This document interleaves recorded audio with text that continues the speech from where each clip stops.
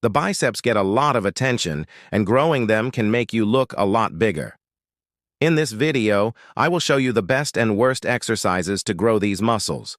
I'll break down each exercise, show you how to do them properly, and explain why they're either a must-do or a mistake to avoid. Let's jump right in. First up, we have the barbell bicep curl. It's a gold standard because it lets you lift heavier weights compared to dumbbells, which is great for building strength and size.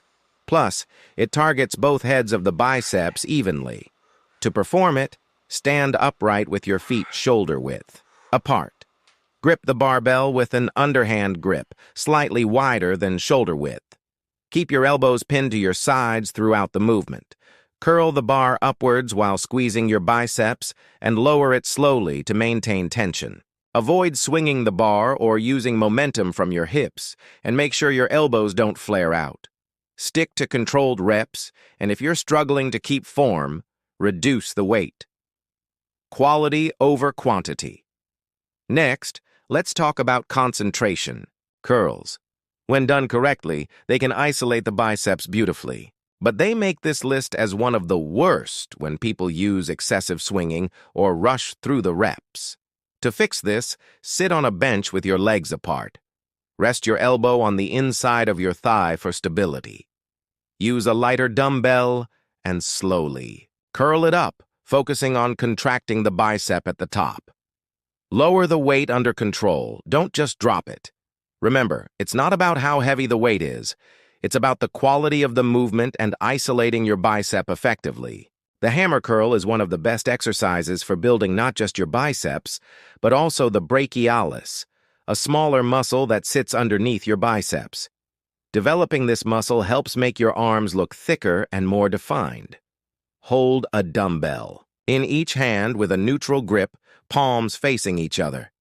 Keep your elbows tucked in and curl the dumbbells up until they're at shoulder height. Lower them slowly back to the starting position. Avoid letting your elbows drift forward during the curl or using momentum to swing the weights. These are a fantastic alternative to regular curls if you want to mix things up and hit different parts of your arm.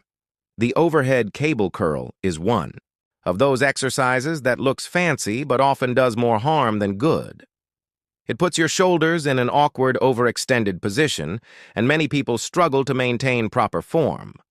A better alternative is to stick to standard cable curls instead, which keep constant tension on your biceps without compromising your shoulder position. Stick to exercises that prioritize bicep engagement without putting your joints at risk. Chin-ups are an underrated bicep builder. They're a compound movement, so you're not only working your biceps but also your back, shoulders, and core. To perform them, grip the pull-up bar with an underhand grip, palms shoulder width apart. Engage your lats and pull yourself up until your chin clears the bar. Lower yourself slowly to avoid swinging. Avoid using momentum to kip yourself up or failing to fully extend your arms at the bottom of the movement. If chin-ups are too tough at first, try using a resistance band or an assisted pull-up machine to build strength. The drag curl is designed to shift more tension onto the biceps, but in practice, it often feels awkward and limits your range of motion.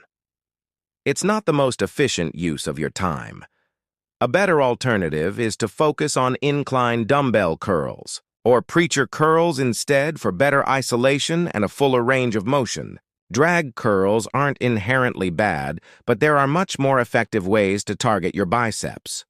The preacher curl is an excellent way to isolate your biceps.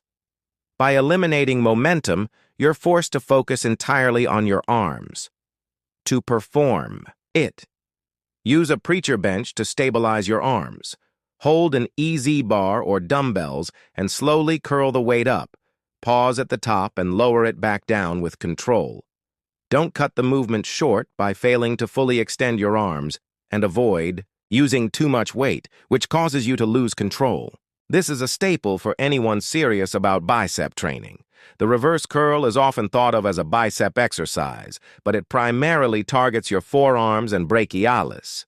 It's not the best choice if your goal is to grow your biceps. A better alternative is to use hammer curls or traditional bicep curls for better bicep activation. Save reverse curls for forearm day if you want to include them in your routine. The incline dumbbell curl stretches your biceps fully at the bottom, which makes it incredibly effective for stimulating growth. To perform it, sit on an incline bench set at 45-60 degrees. Let your arms hang fully extended by your sides. Curl the dumbbells up, keeping your elbows back, and slowly lower the weights to get that full stretch. Avoid letting your elbows move forward or failing to fully extend your arms at the bottom of the movement. These are tough, but if you want serious bicep growth, add them to your routine. Finally, we have winging cable curls, which happen when people let their elbows flare out instead of staying tucked in. This reduces bicep engagement and makes the exercise less effective. To fix it, keep your elbows close to your torso throughout the movement and focus on slow, controlled reps to maximize tension. Cables are great for constant tension, but only if you use proper form. And that wraps up the top 10 best and worst bicep exercises. Remember, focus on form, use a full range of motion, and avoid shortcuts if you want those big, defined arms. If you found this helpful, smash that like button, subscribe, and drop your favorite bicep exercise in the comments below. I'll see you in the next video.